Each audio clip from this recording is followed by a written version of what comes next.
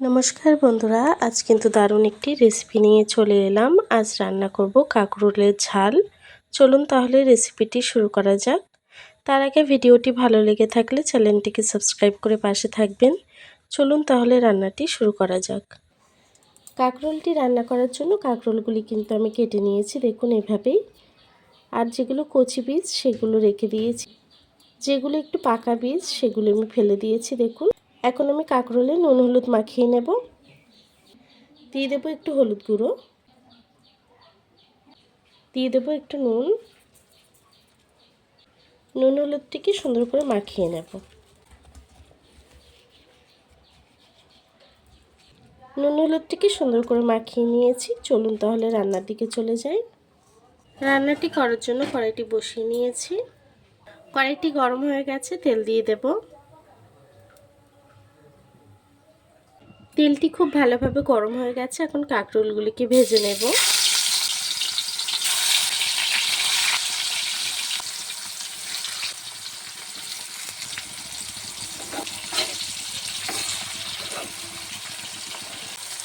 কাঁকরোলগুলি এক পিঠ ভাজা হয়ে গেছে, উল্টে দেব।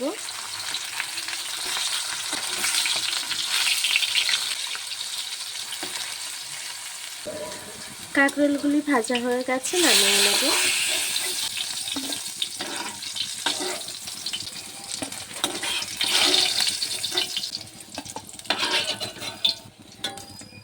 বাকি কাঁকরোলগুলোকে একইভাবে ভেজে নেব। বাকি কাঁকরোলগুলি ভাজা হয়ে গেছে, নামিয়ে নেব।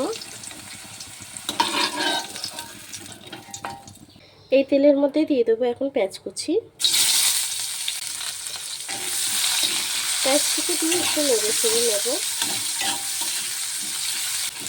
পেঁয়াজটিকে দিয়ে একটু নেড়ে চেড়ে নিয়েছি, এখন দিয়ে দেবো রসুন বাটা। রসুনটিকে দিয়েও পেঁয়াজের সাথে একটু নেড়ে চেড়ে নেব, যাতে রসুনের কাঁচা গন্ধটি চলে যায়।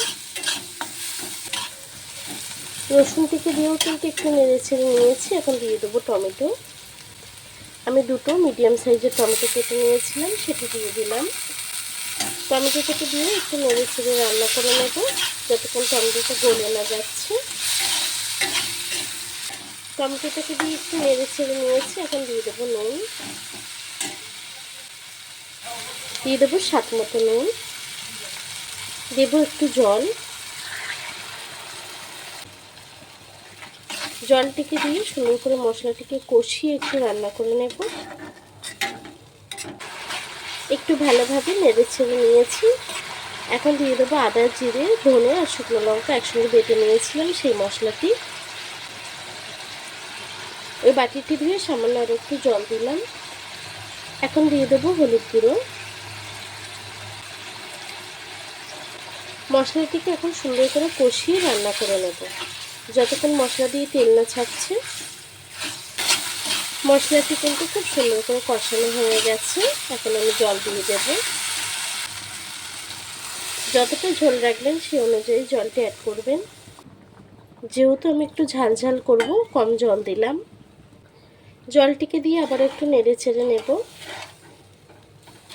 একটু নেড়ে ছেড়ে নিয়েছি, এখন ঢাকা দিয়ে ঝোলটিকে ফুটতে দেব।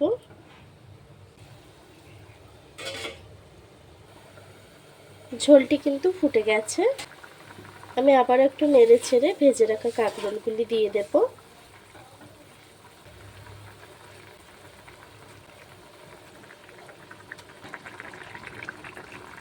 কাঁকরোলগুলিকে দিয়ে আবার একটু ঝোলের তলায় ডিপ করে দেব। একটু নেড়ে ছেড়ে দিলাম। এখন গ্যাসটিকে লো ফ্লেমে করে ঢেকে আরও কিছুক্ষণ রান্না হতে দেব।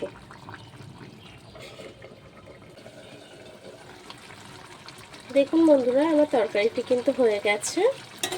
একটু মাখা মাখায় নামাবো, ঝোলটি কিন্তু একদম টেনে গেছে। এখন আমি গ্যাসটিকে বন্ধ করে তরকারিটিকে নামিয়ে নেব।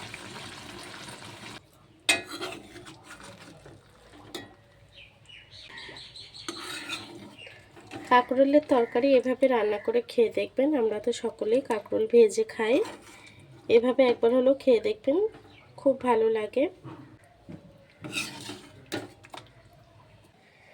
দেখুন বন্ধুরা, আমার কাঁকরোলের তরকারিটি কিন্তু হয়ে গেছে। এই সিম্পল রেসিপিটি আপনাদের কেমন লেগেছে কমেন্ট বক্সে জানাতে ভুলবেন না। রেসিপিটি ভালো লেগে থাকলে চ্যানেলটিকে সাবস্ক্রাইব করে পাশে থাকবেন। আর এতক্ষণ ধরে ভিডিওটি দেখার জন্য আপনাদেরকে অসংখ্য ধন্যবাদ।